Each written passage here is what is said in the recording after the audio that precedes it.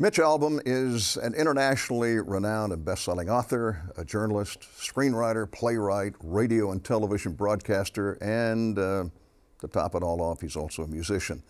His books have collectively sold over 28 million copies worldwide. They've been published in some 42 languages around the world and have been made into Emmy Award-winning television movies. His most recognized book, Tuesdays with Morrie, spent, you ready for this, 4 years on the New York Times bestseller list and is now considered the most successful memoir ever published. His best-selling novels include The 5 People You Meet in Heaven and One More Day. The latest book, we're going to talk about that one today, a really profound book, Have a Little Faith. Good to have you on the program. Thank you. It's my pleasure. Been looking forward to this. Yeah. You know, I knew that you were a sportscaster. I was just recently in Charleston, South Carolina, and watched an interview, actually part of a panel on the ESPN. So you're still doing some of that. I did not know, I knew you were an author, did not know you were a musician. Well, I was is a key word. That was my first love, and I started as a musician, and it was also my first failure because I really didn't make it in that business, and it was ultimately deciding I wanted to do something creative, but maybe not music, which wasn't working out, that led me into writing. So I always tell young people, you know, don't worry if you haven't started writing by the time you're 15, because I didn't get to it to my mid-20s, and I had already failed in another profession. Did you, out of all the things you've done, musician, you said you didn't necessarily do that well, but you did do some recordings, I understand. Sportscaster, sports expert, and now a major best-selling author. Out of all of that, what do you enjoy the best? Well, music was probably my purest joy, but I think the most satisfying is still writing and writing books. You're left alone, you're in your basement, it's just you and the word, and you get to create something literally from nothing. I mean, there's a blank screen, and then all of a sudden there's something there. It's very much what I liked about music. You know, there's a key. I was a piano player, and there's a keyboard, and there's no sound, and then boom, there's sound, and it's you know, that's pure creativity.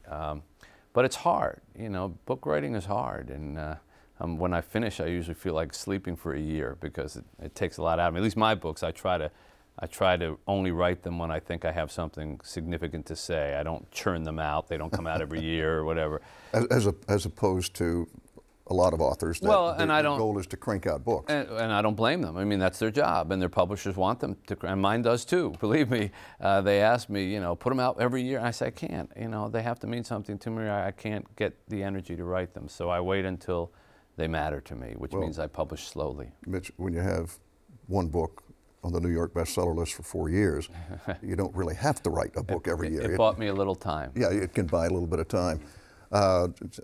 Tuesdays with Morrie it's a profound book, but it's not, you know, it's not necessarily an optimistic book. I mean, it's a pretty deep book, and it didn't come out of just a guy wanting to write a book. It came out, it started, it seems to me, out of an experience. Tuesdays with Morrie, it really started as an accident. I happened to be flipping channels, happened to see Maury on Nightline talking about what it was like to die from Lou Gehrig's disease. Wow. I had lost track of him after 16 years. I'd been in college. We'd been very close in college. And then, like a lot of people, I pursued my life and my career and lost track of my old professors or pretty much anybody from that day. And felt very guilty when I saw that he was dying and called him up, thought it would be a one-time visit, went to visit him. Thought it'd be one time of that, and then one led to another, and we ended up visiting all the last Tuesdays that he had in his life. The book was only written to pay his medical bills.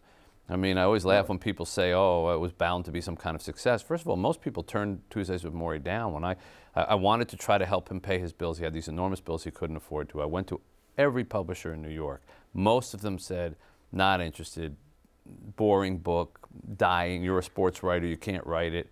And we finally found one publisher just 3 weeks before he died, and then they printed 20,000 copies, which is not a lot, you know, in terms of certainly not a bestseller kind of thing.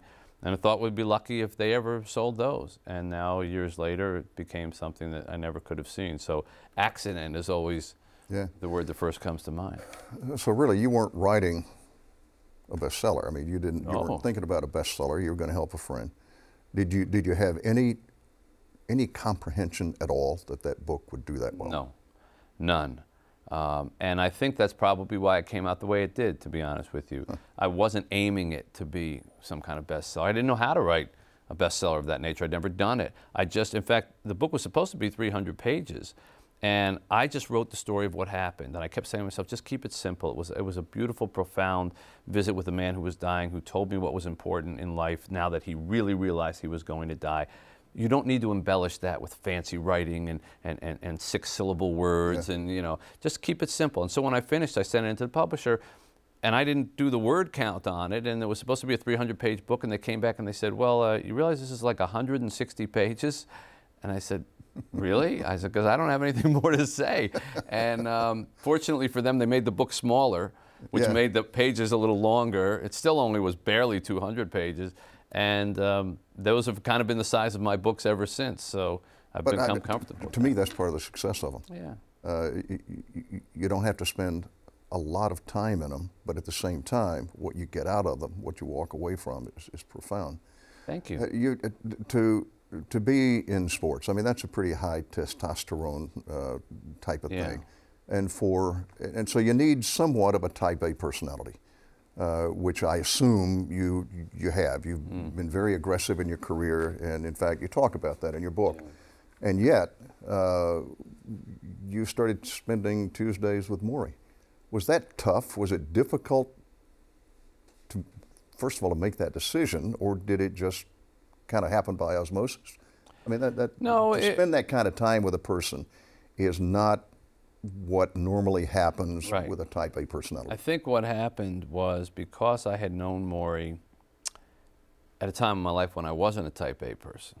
I was just a student, and I was very open-minded, and I really loved him as a professor. I mean, he was a charming guy. He was like a Christmas elf, and he was always happy, and he really was interested in me. And so that time of my life was much simpler. And you're right, if I had just encountered somebody who I didn't know before, and they said, well, will you come every Tuesday till I die? I probably would have said, I got to do something next Tuesday. Yeah. But because he was from this other thing, and I was at that point in my life where I was running, type A, as you point out, but without the satisfaction necessarily. I was piling up accomplishments, but inside I was going, I don't know, shouldn't you feel more satisfied? So he hit me at that right crossroads of time, and he reminded me of someone who I was before I became this type A personality. Wow. And so I think I wanted to find myself again with him in those things as much as he wanted me to come see him. And so I always say I got much more out of it, I think, than Morrie did. And I was happy to be able to write that story. Have a little faith. I got into the book and couldn't get out of it. I mean, I got into it and really couldn't get out of it, and came out with a lot of questions I wanted to ask Mitch about this book. First of all, it was another experience out of your life. I mean, it wasn't something you just researched and did. This was a big slice of your life. Yeah.